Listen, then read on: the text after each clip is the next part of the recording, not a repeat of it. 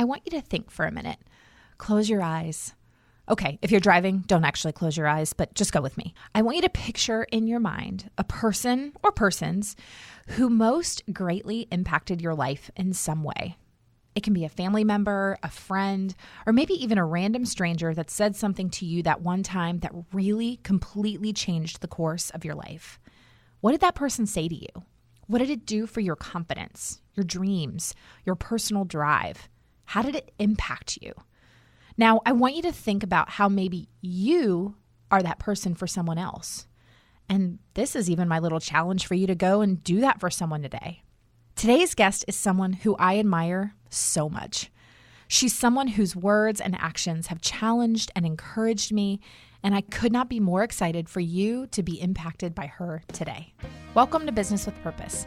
I'm your host, Molly Stillman of stillbeingmolly.com, and this show is all about bringing you the stories behind the brands, companies, and small businesses that are changing the world. Each week, I interview an entrepreneur, CEO, nonprofit director, community leader, or just an incredible person who's trying to make a positive impact not only through their personal life, but also with their career. My goal is to show you that no matter what you do for a living, you can make an impact wherever you are. My guest this week is Sharon Hodde Miller, author, speaker, and church planter. Last year, she and her husband, Ike, planted Bright City Church right here in my hometown of Durham, North Carolina. She's also the author of Free of Me, Why Life is Better When It's Not About You, and her newly released book, Nice, Why We Love to Be Liked and How God Calls Us to More. Sharon has become one of my closest friends. So honestly, it was such a joy to have her live in the studio to talk about life and ministry and Jesus and friendship. You are going to absolutely love this conversation. So on to my conversation with Sharon. Okay, I'm so excited because I have my near and dear friend, Sharon Miller, live in the studio with me today. So thank you so much for being here, Sharon. I'm so excited. I know. It's always so much more fun when we actually are live together. Mm-hmm. And it's also more fun when I have somebody who is a friend in the studio. So it just feels like I told her before we started recording, I was like, just imagine we're sitting down at Uncle Julio's eating chips and guac, and we just have microphones in front of us. Sounds good to me. Except we don't actually have chips and guac, which we should have. I wish we did. I wish we had those margaritas, too, to be honest. Yes, exactly. And also, I will just go ahead and call this out. There is like a massive rainstorm happening right now. Like the skies have opened up. So if you hear that, that's just what that is. There's no amount of like egg cartons on the wall that are going to. I hope it'll just be soothing. It'll be soothing to people. Yes. Or like a noise machine. Yeah. Like, just relax. I know. Breathe. We can all just we can have a moment of meditation. Uh-huh. It'll be wonderful. Yep. Well, there's obviously so much I could talk to you about because you're my friend. And so, which I was thinking about it the other day because I was telling my husband that you were going to be here in the studio. And he was like, when did you guys become friends? And I was like, I guess like last year sometime. And it was like we both followed each other on Instagram, mm-hmm. and then realized that we live like a neighborhood away. Mm-hmm. And then we were like, we should hang out. And then it just kind of went from there. I know. I'm trying to think how we got Mexican. Like Mexican is kind of been like a running theme in our relationships, really which is a really great starting point. I feel like all the best relationships have started there. Yeah, we had lunch at Los Tres. This is before Uncle Julio's was open. Yeah, so. And I feel like I could tell from Instagram that you were funny. And I think I told you this early on. I really appreciate funny women. Like I collect them. Like as soon as I meet a funny woman, I'm like, you're gonna be my friend now. So as soon as I picked that up from you, I was like, yep. You collect them but I'll be more valuable than a Beanie Baby in like 20 years. Exactly. Okay. So we've been friends for a little over a year now, and I just adore you. I look up to you so much, and there's so much that I learn from you as a friend, and other women I know learn from you, and you just inspire so many people. So I'm excited to introduce you to the Business with Purpose podcast audience in case they don't know you. And so if they do not know you, let's give us the Sharon 101. So who are you? What do you do? Where did you come from? And all of that. Emerged from the waves. Yes. Goodness, where to start? I'm originally from Charlotte, but I've lived in Durham. I realize this. I've lived in Durham on and off for close to 20 years. Isn't that crazy? So I consider Raleigh-Durham my home. I went to Duke undergrad, Duke Div School. I'll forgive you for that. It's cool. I know, we can still be friends. I know. That really shows the gospel is we are one in Christ. We are one in Christ. Even though when we play basketball together, we just don't talk that night. That's okay. We can't. It's okay. It's okay. That's, just living in this area is like that. I know. Yeah. So I preached at a church yesterday, and I was in the pastor's kind of the room adjacent to his office, and he was a huge Carolina fan, and I was sitting like on a pillow that said "God bless Carolina boys" or something like that, and the room was Carolina blue, and I was just like, why God? So anyway, so I went to Duke Div School. I've got 3 kids, 2 boys and a girl, 6, 4, and 1, and they're the best, and you have met them. Yes. They're also crazy, but I love them. And then my husband and I, we lead Bright City Church together, which I guess around the time this airs, it'll actually be near the 1-year mark since we launched. So we meet in a movie theater, and it's bonkers, but it's also super fun. Yeah. And so we do that, and then I am a writer and a speaker, and our lives are crazy. Yeah, but they're full. And you have a PhD, so you're also like a doctor. I really should just call you Dr. Miller every time I see you. I will only respond to you if you call me Dr. Miller. Every time I text you, I'll just be like, "Hello, Dr. Miller." So you have so much background in the area of ministry, and you have your doctorate is in what specifically? So the field is educational studies, which is kind of like a hybrid of sociology and psychology and theology, all the ologies. Yeah. And my specific topic is, have I talked to you about this before? So my specific topic is on why evangelical women go to seminary. Mm-hmm. And so I sat down with women across the country who are in seminary, and I asked them basically to tell their stories. And I was looking for what empowered women to go to seminary when so few do. And kind of the question behind the question is, how are we cultivating the gifts of women in the church? And that's a big, big passion of mine. Yeah. Well, it's so funny that you mentioned that, because it was actually one of the things I really wanted to talk to you about, because it's something that I have become passionate about in the past couple of years. Because I still, even though I became a Christian in 2010, so like 9 years, but I'm very much a baby Christian in the grand scheme of things. But that's one of the things that I have loved learning from you so much is the gifts is how you empower the gifts of women through ministry.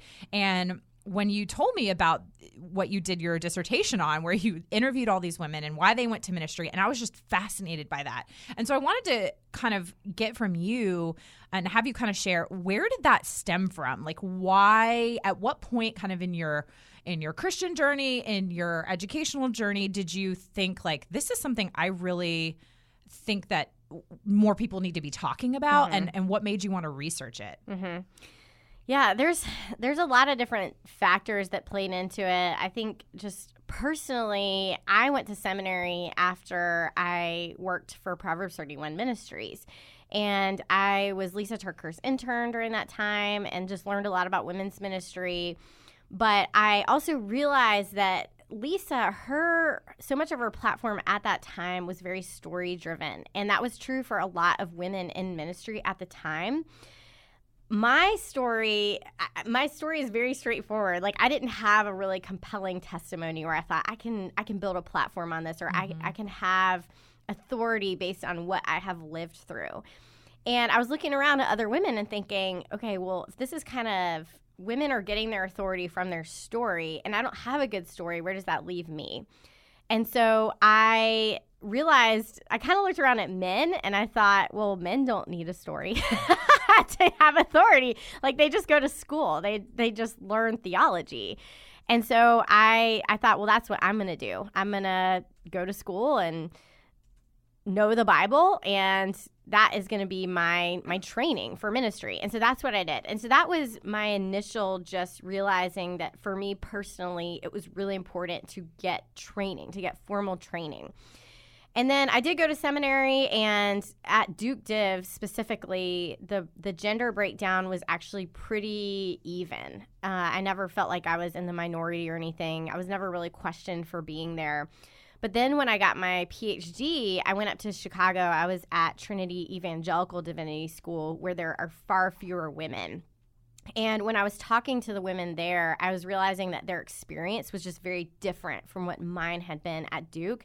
And that tends to be the case in any field where women are in a minority. It's just there's a lot of really complex dynamics there. And so I was hearing their experience was different and was really curious about that and wanted to explore, why are there so few evangelical women here? But then I thought, I could do kind of an expose on why so few women go. And nationally, only about 30% of seminary students are women, or I should say MDiv students, women getting that intentional ministry degree. And so I was really, really curious about this. But then I thought, well, I could do like a quote unquote expose. But what I would rather do is do what's called an appreciative inquiry, where you look at the women who are already there, what worked for them, what empowered them when so few of their peers are taking that step. And a lot of similar research has been done for women in STEM fields, looking at women in science and math, what was in place for them when so few women take this route. Yeah.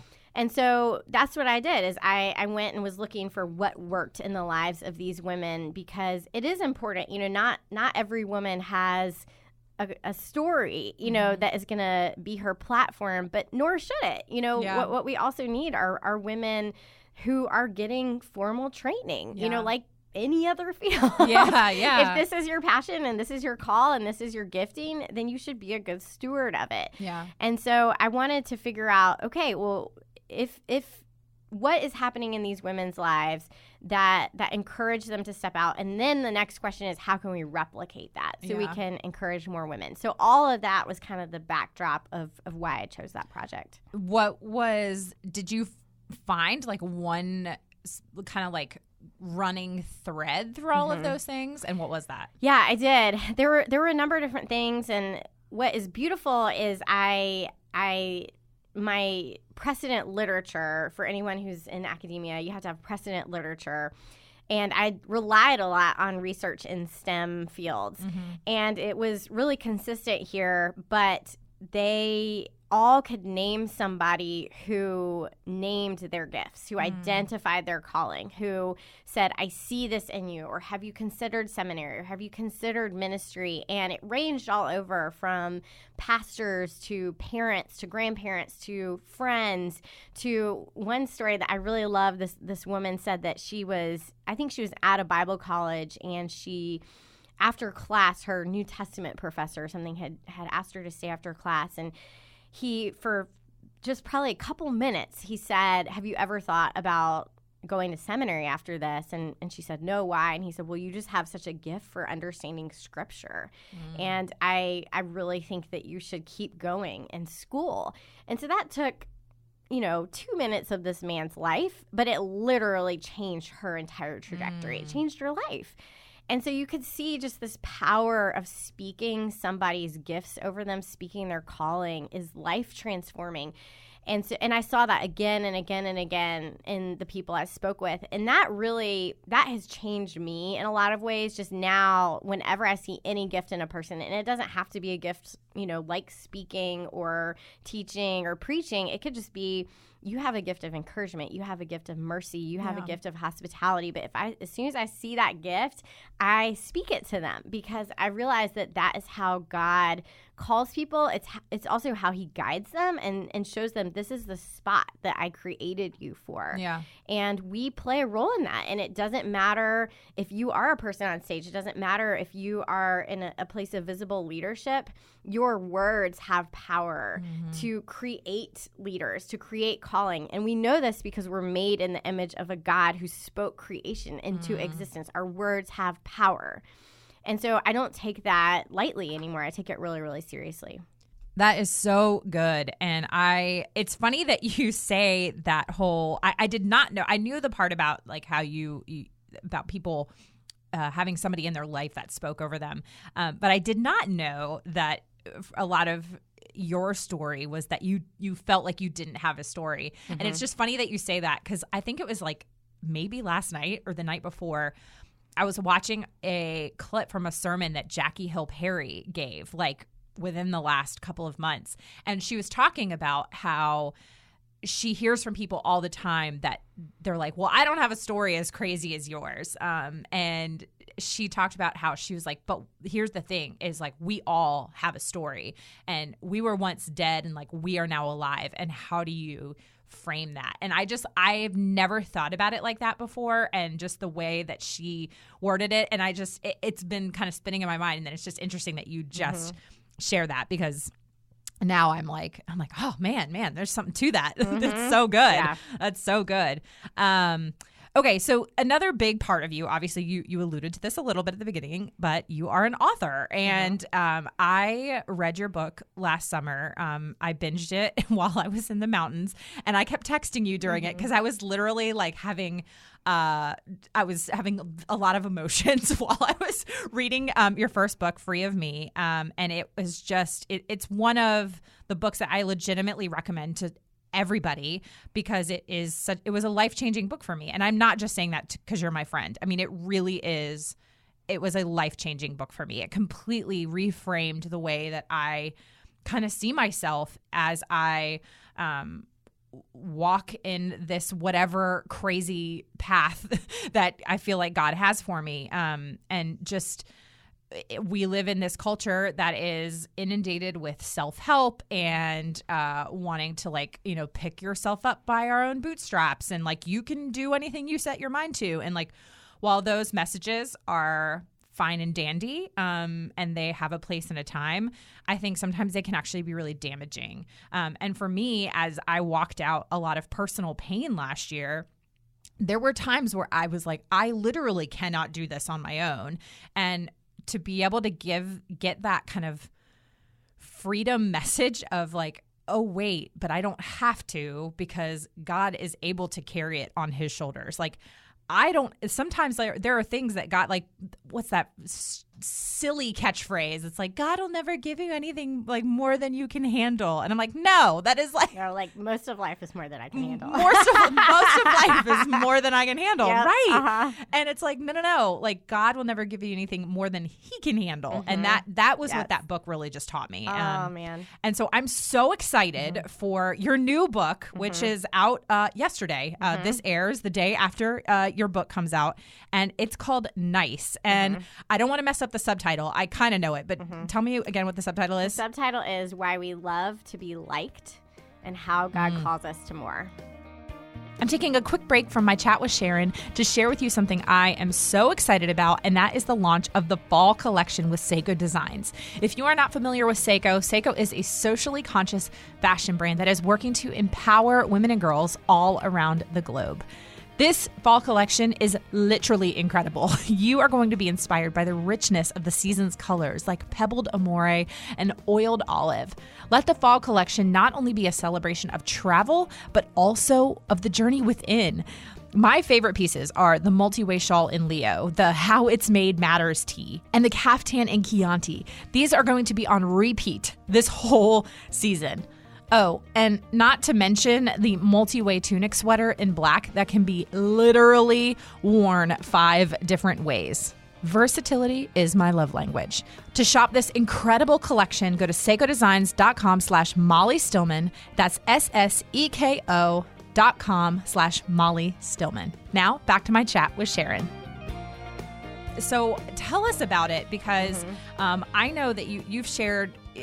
We became friends while you were still writing it. And I remember that you said that you started it off very differently and had to kind of reframe it, rework it. So tell us about the book and everything, kind of where it stemmed from. Yeah, so it's a really great follow-up to Free of Me. And just a side note real quick, I just connected the dots a little bit, but I've heard from so many people who have been reading Free of Me while they're grieving and have contacted me saying that it was helpful to them.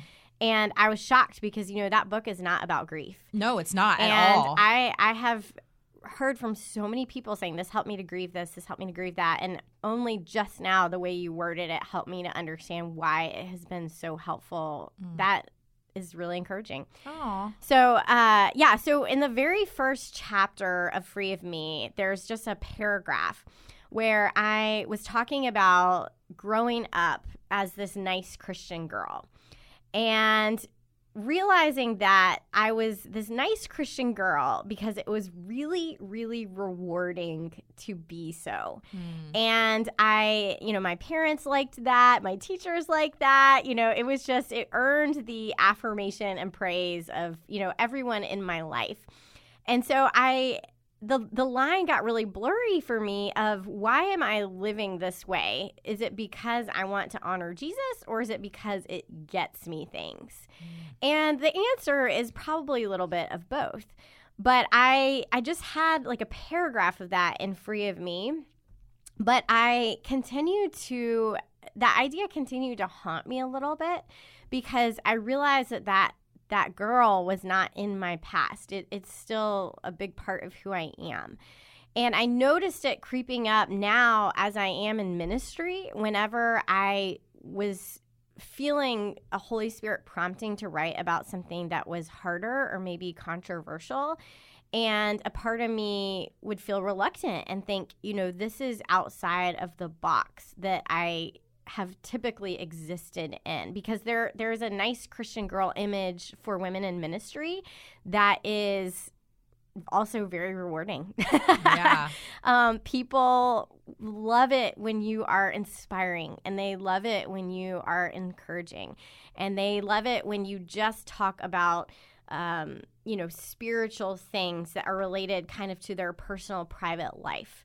But when you start engaging complicated things, controversial things that Jesus does speak about, that the Bible is applicable to, that's when people don't like that.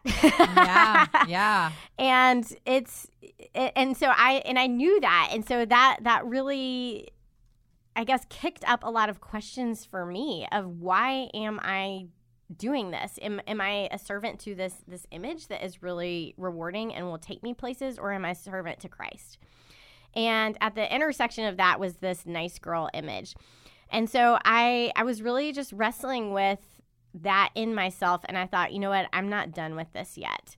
And so that was really the birth of the book, is looking at this nice Christianity that looks so much like the real thing, but is motivated by something completely different.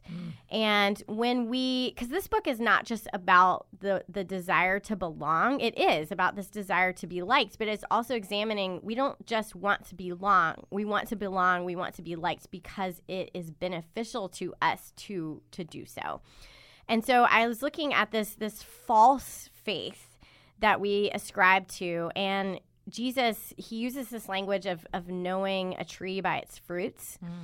And if it looks really similar at first glance, if we look, kind and we look joyful and all these things, but let's look at the fruits here so we can diagnose it. And so the first half of the book is looking at what are the bad fruits of niceness so we can know the tree.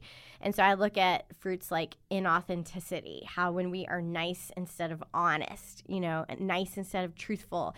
I look at bad fruits of cowardice, how we are nice instead of bold, how we are nice instead of, saying things that Jesus calls us to say that people don't always like, how it bears fruits of self-righteousness. That was another, because I was such a nice girl, I ended up also being really judgmental towards people that didn't fall in line with my image of niceness.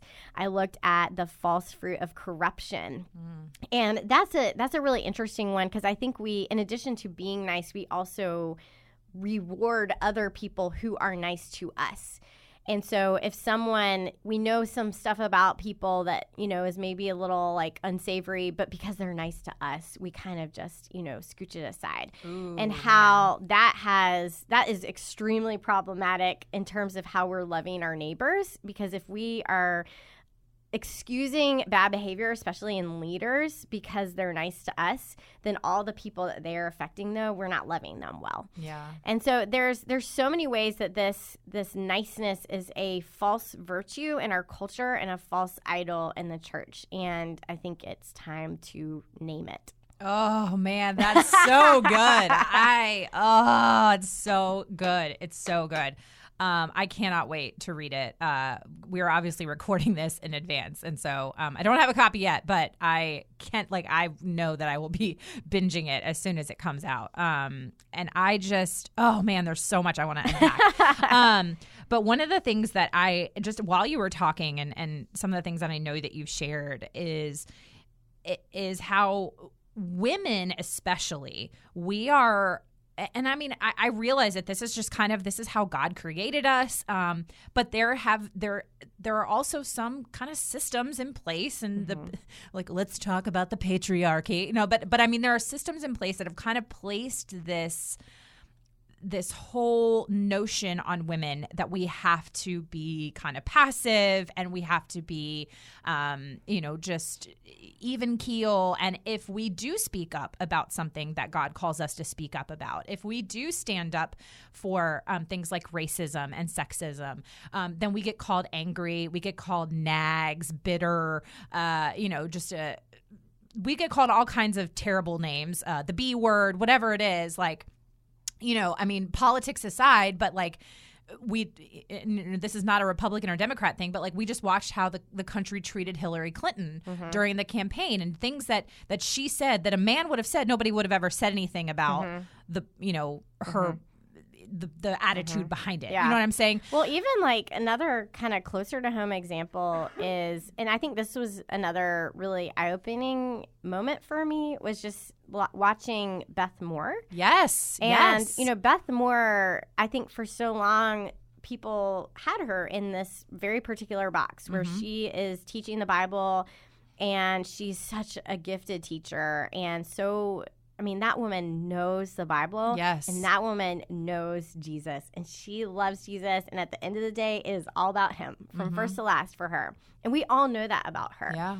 And because of that, it has led her to speak out against things like sexual harassment, things that it should be a no-brainer, right. Speaking out against racism, things like that. And I've been really amazed at just a lot of the pushback that she received for speaking, that I think for her, she was thinking, this is not about what's going on in the political realm. Right. This is not, I'm not trying to speak about those things. I'm just trying to speak out about what God speaks about. Right. What is his heart, And it was for her just a very natural overflow of her loving Jesus and wanting to serve him in everything, and how people accused her of distracting from the gospel. People would, the one word that has been leveled at me is people saying, I'm disappointed in you. And that's a real zinger. Yeah. It's like when your parents are like, I'm not mad, I'm disappointed. Yeah, it's that's almost worse. The worst. Yeah. But I was so just shocked. But I realized it's because that nice Christian woman image, that's what we want. Right. We don't want it to be super duper complicated. But that image runs headlong up against the full witness of Scripture. And it's really, really problematic. And that's not to say, and I say this multiple times throughout the book, is this is not licensed to just be angry. Right. This is not licensed for name calling. This is not licensed for self-righteousness, because there's two types of self-righteousness. There's like a million actually. Yeah. But it's not licensed for getting up on your own high horse and judging other people. We are still called to kindness. We are still called to humility. We are still called to, every time Jesus rebuked the Pharisees, he knew, I'm going to lay myself down for these people. Right. And we're called for the same. And that should instill us with just so much sobering humility, that we should never be pointing down at people. We should be just as willing to leverage everything out of love for them. But yeah, I just like lost my train of thought too. No, it's okay. Where was I going with that? I like got so worked up talking about like loving people, but so we still should be kind. Yeah. We still should be kind. But we see in especially the Old Testament witness of the prophets and how what made a prophet was not that he could see the future. Like, I think that's what we think prophecy is that you're predicting the future. But what we see the prophets do in the Old Testament is that God gives them a message of correction. Right. Is really what it is God says to each of these prophets, my people have gone off the rails in some way. Right. They are not loving me. They are not loving their neighbor. And I want you to go and I want you to correct them. Yeah. And that is really the work of a prophet. And it's hard work. Yes. There's a story in Ezekiel where God tells Ezekiel, he says, I'm going to send you to my people. They are not going to listen to you. Right. But I'm going to send you anyway. Right. And so it's not for the people pleasers. Prophetic work is not for the people pleasers. But every single person who considers themselves a follower of Jesus, that is a part of the witness that we inherit and that we're called to live. And what is also really important about the prophets is they are sent to their people. They're sent to their people. And I think that a lot of times whenever we think I'm being like a prophet, all we're doing is preaching to the choir. Yeah. We are reinforcing to our people what they already believe. The people we are correcting are the others, the outsiders. And God's saying, no, go to those people who listen to you. Go to those people who agree with you. Go to those people who you are an authority to them. And those are the ones that I'm going to call you to correct. Yeah. And if you're speaking to anyone outside of that, then that is not prophetic work. You're just preaching to the choir. Right. Exactly. And I think that's one of those things that, I run that idea in my head a lot of just like, how am I, being a good friend to somebody by if I see them not in a judgy way, but not doing something that I know is maybe harmful to them or somebody else. And just as a friend saying, hey, kind of calling it out and not being a jerk about it and not being self-righteous, but just sometimes like I need my friends to call me on my stuff or I need to call them on their stuff. Like that's what friends do. And that's why God put us in community with each other. Yeah. Yeah. And that prophetic work, what I was just saying is definitely on this scale of like big picture. Yeah. But this plays out, just like you said, in our relationships as well. Absolutely. And one thing in one of the chapters, I talk about American Idol and how you have early on these people that get on there and they think I'm so good because, they're close people didn't tell them, no, you're not. Yeah. And you're watching them on TV and you're thinking, how did you get this far? Like everybody in your life lied to you. Right. And that's a very low stakes example too of how our niceness ends up being unloving to people because instead of being truthful to them, we just tell them what they want to hear. Yeah. And Well, and I love that you kind of are making the distinction between like there is a big difference between being nice and being kind.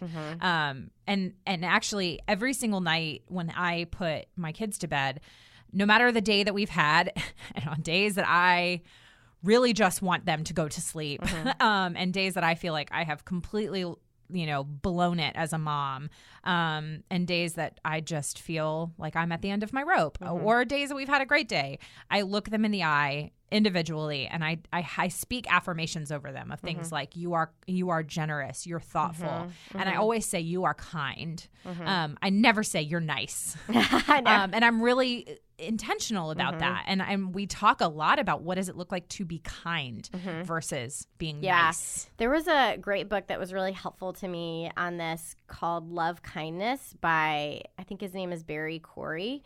I think he is maybe president of a seminary somewhere, but he draws this distinction between niceness and kindness. And I hope I get this right, but he says that kindness has soft edges but a firm center.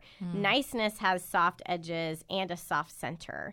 And so they both feel warm. They both feel welcoming, but basically the difference is one has conviction and one Yeah. doesn't. One has a spine and one does not. Because sometimes being kind is actually really, really hard. And we do it anyway because Jesus did it first, you Right. know? But you have to have that conviction. I think niceness without that conviction will either continue to just appease, go along with it, even when it's actually unloving and unkind to do so, or that niceness will shatter and be replaced by cynicism and disillusionment. Yeah. So having that firm core is essential to being a kind person. Oh, man, that is so good. And it's a message that I think we need right now. It's a message that is timely. And I'm glad that you took that little paragraph from Free of Me. Yeah. And you and you didn't let it go. And it's such an interesting, I was thinking about this because in a lot of ways our culture is so divided right now. And you get on social media and it's so ugly. And I thought, I wonder if people will think, is this really the message where you're going after niceness when it really seems like we could use more niceness? But what we need is not superficial niceness. What we need is people who are kind out of conviction. They are loving out of conviction. And I think another difference between the two is the difference between just sentiment and sacrifice. Like, am I willing to lay myself down for what I'm saying? Am I willing to lay myself down for these people that I disagree with? Because Jesus did. Yeah. That's a really big difference. And niceness is really more about just kind of sentimentality. Yeah.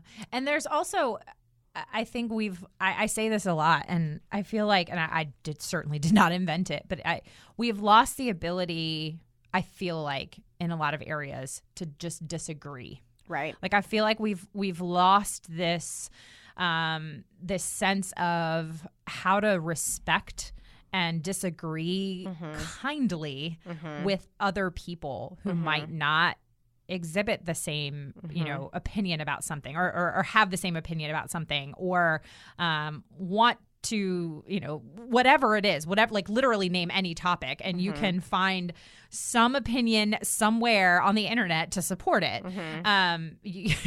There's like flat earthers, like there's like people who like will like go to their grave saying that the earth is flat, like, and they will find anything that they want to back up that opinion.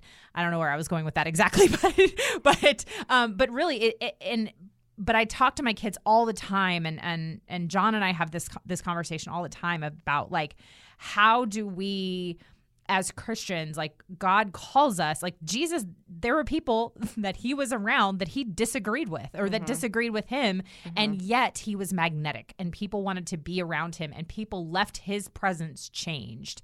And so how do we, as his disciples, as his followers, as people who believe in the life that he lived and what he stood for, how do we carry that on and be able to disagree with people and yet create an opportunity for somebody who disagrees with us to say, there's something about that person that's different. What is it? And to be, for the answer to be, well, it's Jesus. Yeah. But that sounds very like pretty and cliche and all that thing, but it's not when we really get down to the heart of it. Yeah. Yeah, I mean, kind of like what I said earlier, Jesus, the same people he rebuked, he died for them. And that there's a special kind of authority that comes from, I disagree with you right now, but I hope for you. Yeah. I'm disagreeing with you right now not to win, not to make a point, not to tear you down or destroy you. And I feel like so much of the disagreement we see, especially on social media, is that it's just scoring points. It's basically, I would like to destroy you. And I think we see some of that whenever someone does apologize, and then it's not enough, you know? Because at the end of the day, that's not what you wanted. So I think of Jonah, and he goes and he tells the people to repent, and then they do, and he's disappointed. Yeah. And I think how many of us are like that, or like Jonah, where we don't actually want you to change.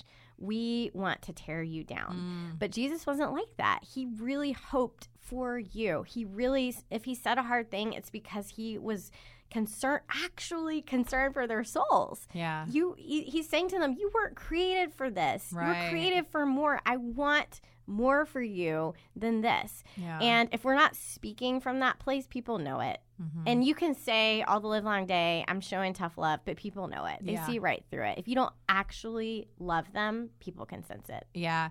And there's deep seated, like if we really peel back the layers, and the more that I think about it as we talk, like deep seated underneath all of it is envy and jealousy. And how that is like the root of so much just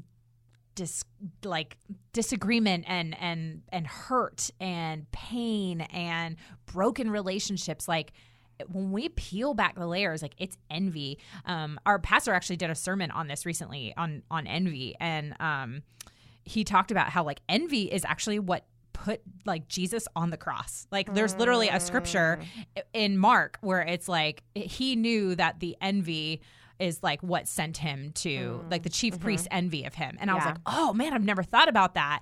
And then he talked about how like envy at its root is like being envious of God's goodness in somebody else's life.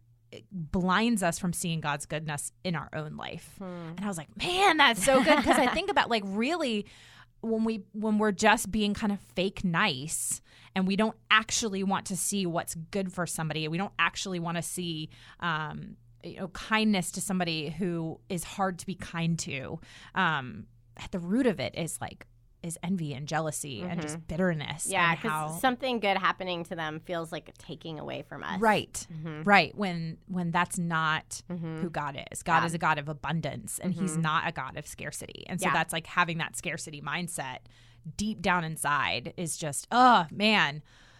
Okay, clearly I could talk about this all day. This is so good. Yeah, but so the book came out yesterday, so I'm gonna like shamelessly say you have to go buy it right now. So like go on Amazon or wherever books are sold and get yourself some Nice by Sharon Miller.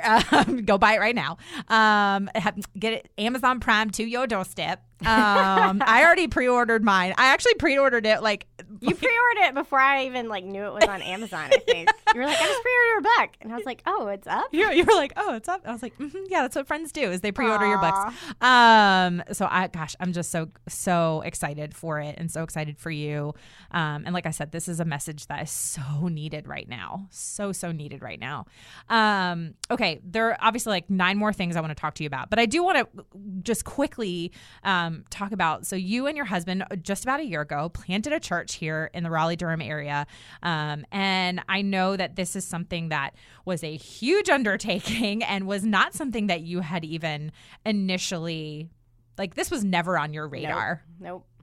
And so would you just kind of briefly share the heart of Bright City? And so if you are in the Raleigh-Durham area, if you're in Central North Carolina, you can actually also listen to their sermons on iTunes. I listen to the sermons every week on iTunes. And I just love what you and your husband Ike are doing. But just would you share a little bit about the heart of Bright City and why you guys decided to plant a church here in South Pointe? Yeah, so we swore we would never plant a church. We knew other people who had done it, and we knew how hard it was, and we were like, nope. Nope, we're good. That's nice for them, and we just thought we don't have the personalities for it. But then it's been close to 2 years ago now that my husband in the middle of the night basically got this vision from God. And we are not those people that are kind of like, and then I got a vision from God, or then God told me. That is not like in our whole marriage, that has never happened. And so when he, in it, he felt like God was saying, I want you to plant a church in South Pointe in the movie theater. And which is very specific. And so just a little. He came to me. He didn't tell me at first because he wanted to just pretend it had not happened. But he eventually told me, and I paid attention to it because it was so unlike him for that to happen.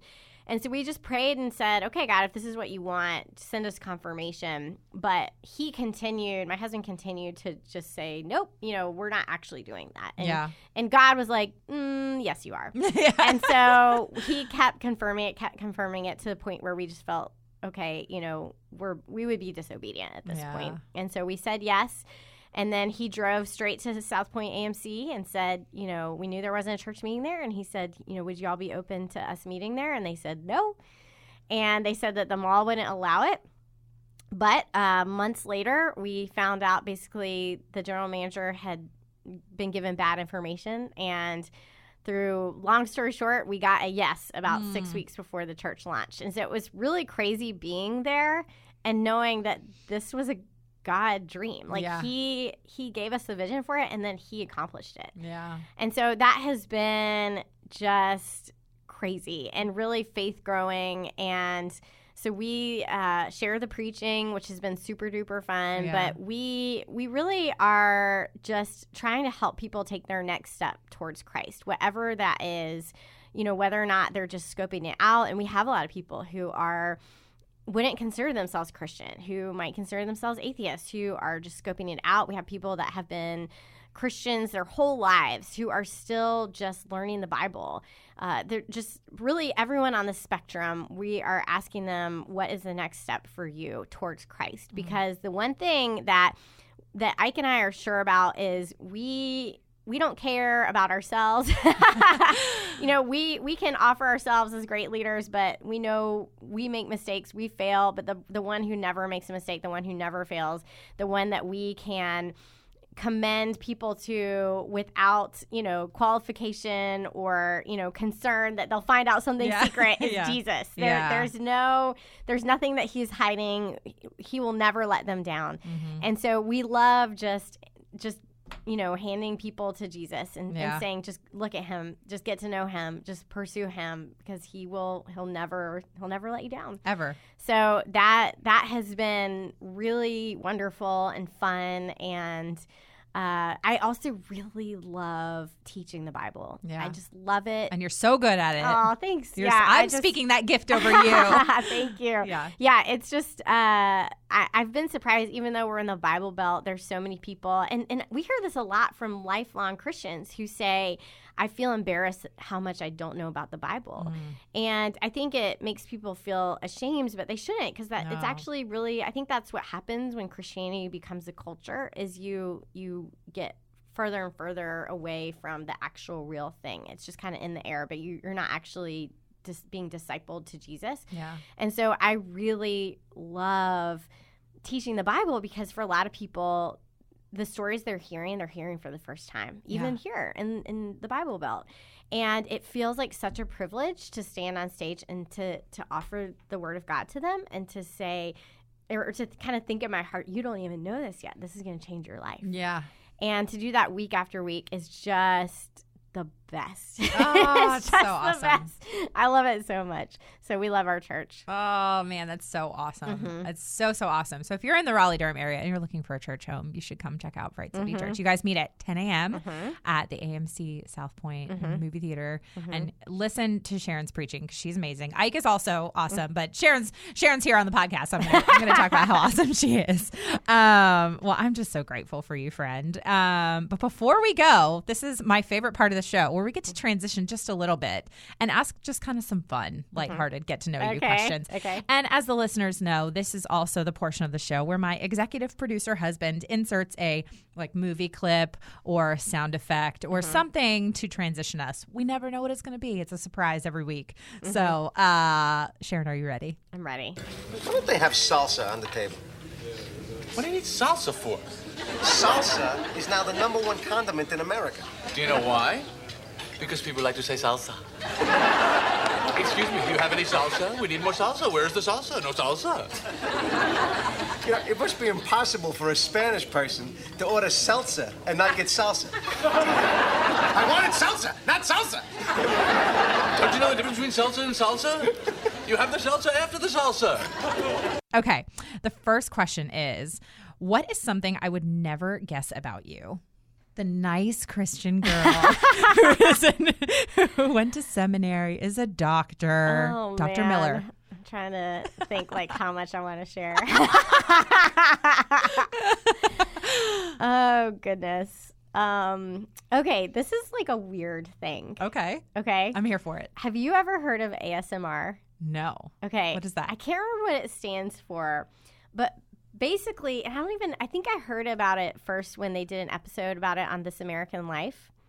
But there are some people that are autonomous sensory meridian response. That's what it stands for. Yeah. Okay. So some people are basically their brains are kind of triggered in a good way by certain sounds, like someone speaking softly, someone like turning pages, like rustling paper, things like that. And it's like in your brain, it just soothes you and calms you, and it produces these really just relaxing feelings in your body. And I had always noticed this about myself. Like, I loved as a kid, when I was in elementary school, our librarian's voice. I could just listen to her voice all day. And if we were sitting there listening to the librarian speak, I would almost just fall asleep just sitting there because it was so relaxing to me.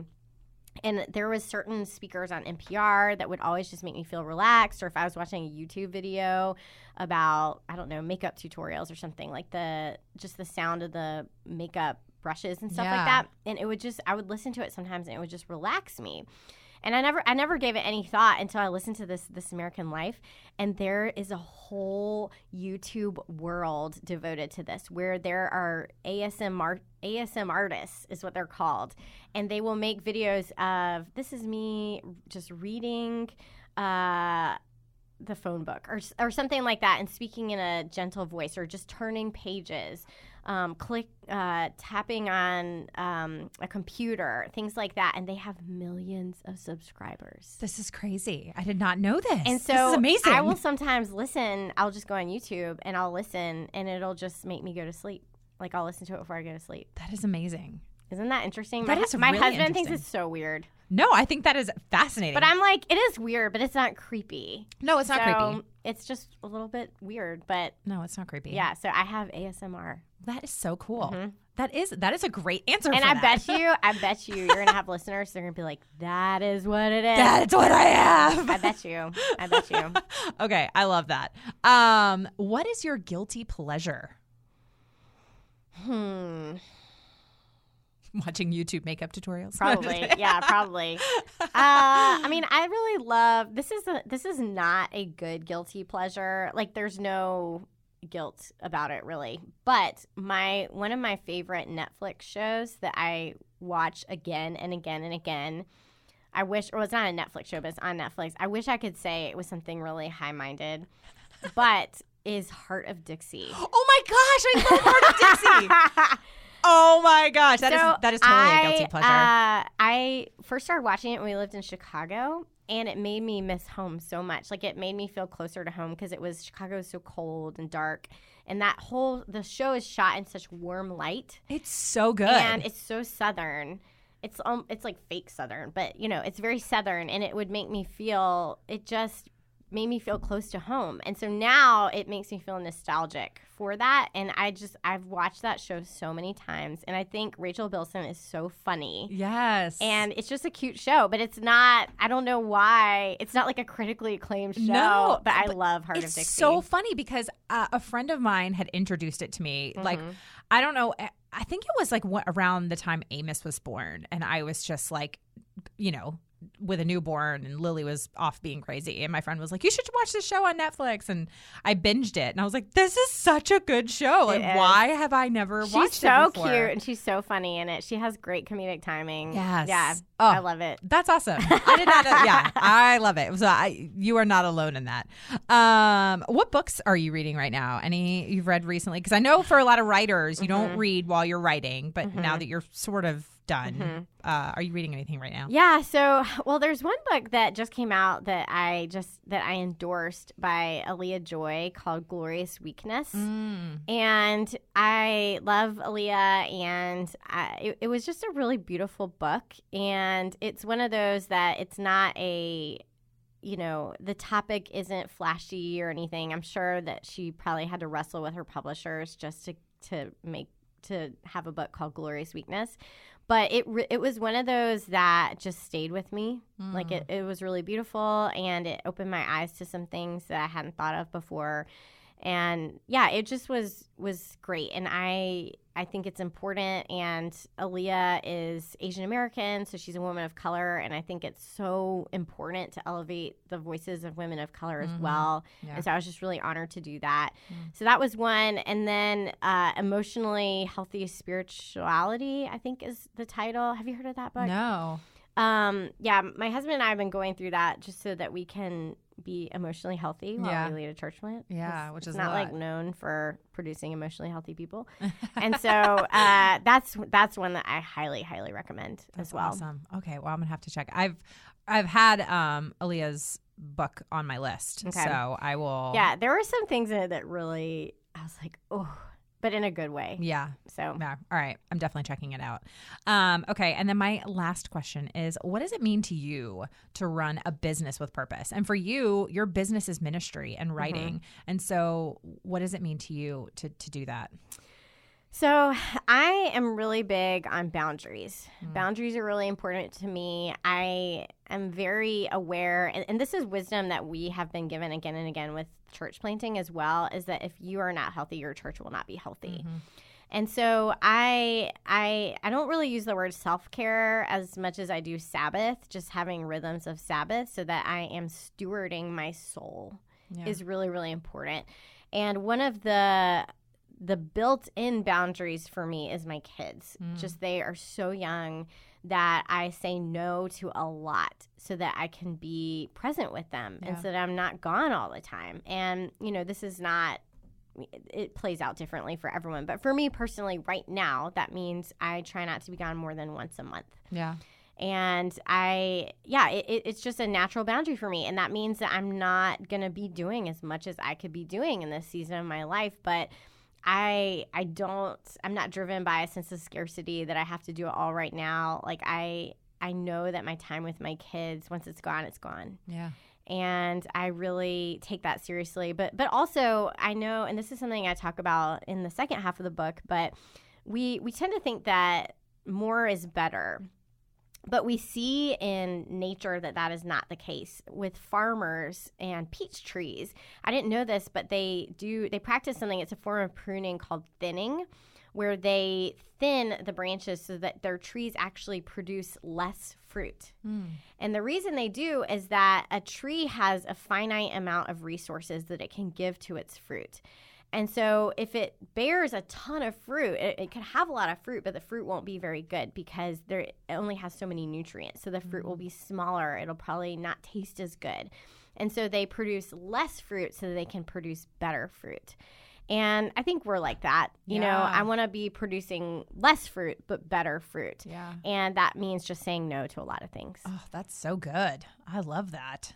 Oh, man. It was really freeing for me when I learned that. I learned a lot about, I use it kind of an agrarian metaphor. And so I learned a lot about trees for this book. And it's ironic because I cannot keep a plant alive. I cannot keep a plant alive. I have one plant that was given to me by Jess Connolly a number of months ago, and I've made it my personal mission to keep it alive. The plant alive. I was like, I will keep this plant alive. It's my single mission in life right now. But I just don't. So, I had to really educate myself for this book because it was not coming from anything instinctive inside of me. That's so good. Oh, that's so good. Well, I'm so excited for you, and I'm so grateful for you coming on the show today. And thank you so much for inviting me. Yes, this is so fun, and I just really appreciate you sharing your heart with the listeners and just the way you encourage me and then a way that I know that you encourage so many other people. So thank you, friend. Love you. I told you Sharon is amazing. Now, I'd love to know what you loved about this episode or something that you learned or challenged you. Let me know on social media. You can find me at Still Being Molly or at Business with Purpose Podcast on Instagram or Facebook. And don't forget that hashtag Business with Purpose Podcast. Also, check out and shop the Seiko Designs Fall Collection at seikodesigns.com/Molly Stillman. That's SSEKO designs.com/Molly Stillman. Thank you so much for listening to this week's episode. If you're a first-time listener of the show, welcome. Be sure to visit the archives for past shows featuring so many incredible entrepreneurs and business owners who are literally changing the world with their businesses. And if you're a regular listener of the show, thank you for tuning in week and week out. Thank you for your support. Head on over to iTunes, Spotify, or wherever you listen to podcasts and click that subscribe button so you never miss a new episode of the show. And while you're there, take a moment to leave a review. Leaving a review actually helps me to know what you're liking and how the show is personally impacting you. This show is edited by my incredible husband and executive producer, John Stillman, with support from Kelly Dalton, and the music is by Mark Killian of Third Wheel Media. Thank you so much for listening. Go do something good with purpose on purpose.